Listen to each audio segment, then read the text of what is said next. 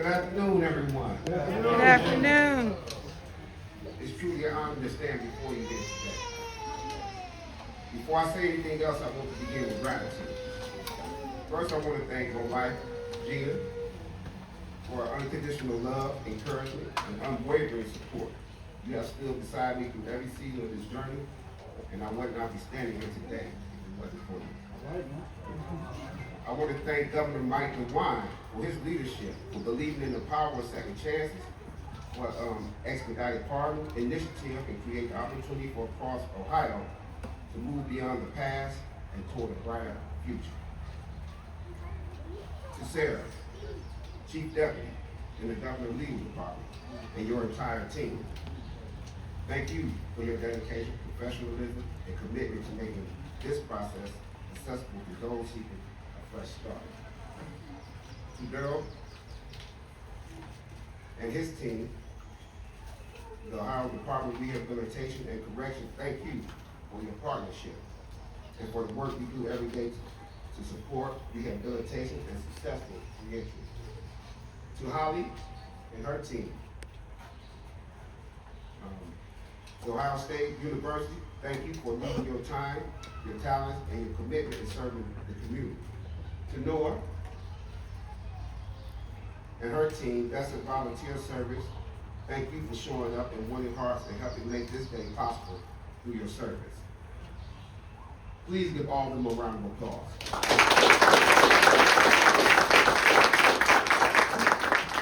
So I come here today as the Ohio Poet Laureate, and I want to thank Mike DeWine for giving me the opportunity of spreading the word of poetry, storytelling, and for the commitment of just being able to share my story as I come on this journey of 14 years of incarceration.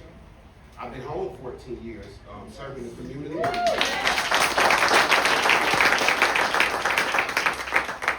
Serving the community and doing the work that's needed for a better start for others.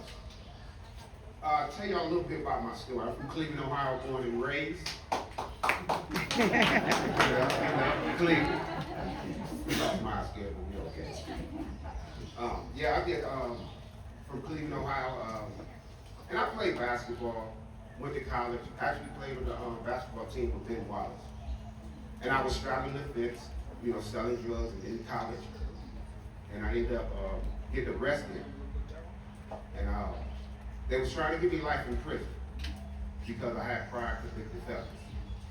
And with an 851 enhancement, if your sentence is at 10 years, you can get enhancement towards 20 years. And if you got a second convicted felon, they can possibly give you life. And if you get life in the feds, do anybody know what the out date say? Deceased. So I was like, door number 2, give me the 20 years. So I took the 20 years, and while I was in prison,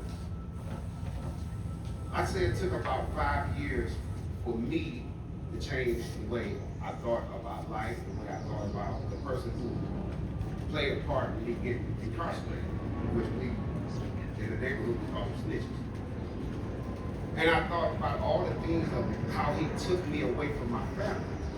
But in reality, I was the one that made that decision. And once I came to that conclusion, I stopped thinking about him. I stopped thinking about how he wronged me and how I wronged myself. And what really changed everything for me, I was on a visit with my son. And they got a yellow line on the visiting floor that you can't cross. And my son kept asking me, Daddy, Daddy, Daddy, take me go get some popcorn. Daddy, Daddy, take me go get some snacks. Daddy, Daddy, take me go get some candy. And I had to keep making up excuses of why I couldn't cross that yellow line. And what made it worse is that when I went back to the visiting room, I had to strip down, butt naked. And they asked you to bend over, squat, and spread your cheeks. And that moment right there destroyed me, even though I had did it several times of going to see my family in the visiting room. But that destroyed me right there. And I went back to my cell and I cried like a baby. And I said, from this day forward, I was going to do something different. Well, doing something different, I started teaching poetry classes. I started teaching fitness classes. And I did a lot of journaling. And that journaling turned into 8 books, over 300 poems, and a curriculum that I teach now with the Begin Within Initiative Life Skill course where I teach now, and I see some of my participants that's in my class that's here today. Thank y'all for coming out. So, as the Ohio Poet Laureate, I have to share a poem with y'all, right? Life is equivalent to gambling with dice. Your expectation of getting paid without paying the price. You can choose a career legally connected or choose the game distorted, watched up in effect. For me, the game was my fast way to make a buck. Then I became a star player stuck and didn't give up. Tempted to change when I did time for the game. Get on the block with my block to maintain. 2 years locked away, I changed my philosophy to sell dope. 2 years, snitches waited to hang me with a rope. Ball till you fall is a slogan for suckers.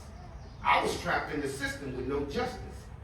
Keep it real is a phrase commonly used amongst hustlers and dealers. Get caught in a conspiracy, and you see the making of a made figure. Made men throughout your hood working with the police, they up to no good. Big bullies you claim to be with your riches. Pressure bus pipe kingpin snitches. For all you cats in the game, honor amongst thieves has changed. Clothes, cars, and jewelry will get you the mandatory minimum. Oh, you be in prison watching TV with Slim in them. They don't have to catch you with no dope. Hearsay from snitches taking your off. Because the decision doing time ain't no joke. The people that depended on you 24/7 has moved on. Baby mama drama is another hustler song. It's your life. That's all you got. Staying in the game will get you 3 meals in the cot. Think about it. Read it again. The one you call your friend just might turn you in. So as I said, as the Ohio Poet Laureate, and I'll tell you the journey of this Ohio Poet Laureate. I was working for Radio OPAC, and we was doing interviews on people who was restoring their life and doing things in the community to better themselves. And they asked me to interview the Ohio Poet Laureate. And I said, Ohio Poet Laureate? I just heard the word poet, and I said, yeah, I'll interview it.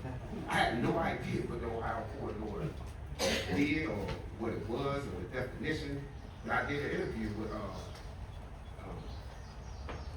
Carrie Seymour. And I did an interview with her, and we talked after the interview. So I was got an email from the Ohio Arts Council where this was in 2020 when I interviewed. And then last year, in 2025, I got an email about the Ohio Poet Laureate. And I told my wife, I said, I don't think I'm gonna apply for this Ohio Poet Laureate. And I put in my application and did the interview, and then 4 months later, they said he was one of the great finalists. So I go downtown and met Donna, and we did the interview, and I was in the room, and I shared my story. I was a 3-time convicted felon, the first African American to receive this prestigious award. And I told my wife, I said, I think I can win this. I think I can win this. So it took about 4 months, and I was waiting. Actually, I sent Donna a text. I said, hey, did you get an answer yet? She said, no, the governor hasn't made a decision yet. So when they finally made the decision, I received an email. And it said, congratulations on you being Ohio Poet Laureate. And I'm like, what is this? It was it was nothing to really tell me that I was Ohio Poet. It was just a real quick congratulations. And about a month later, I received another email that tells me that gave me some dates to meet with the Governor Mike DeWine at his mansion. So you're talking about a person, 3-time convicted felon, meeting with the governor at his mansion. Of course, I didn't take my wife. I told her, I said, I'm gonna take you place and get some pictures.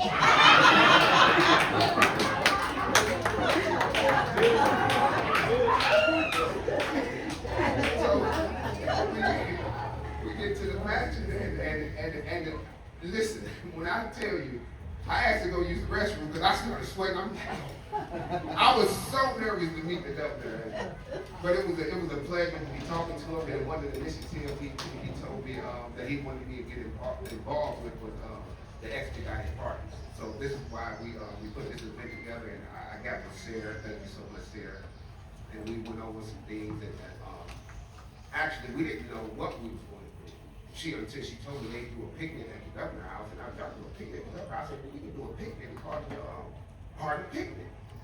So that's why we're here today. And I want to again thank you all for coming out. I hope y'all enjoy this wonderful gathering. We thought the rain was going to kind of slow us up a little bit, but we're here as a family, as a community, and it's time to deal. It's time to continue this journey. It's time to, let people know that your past doesn't have to define your future.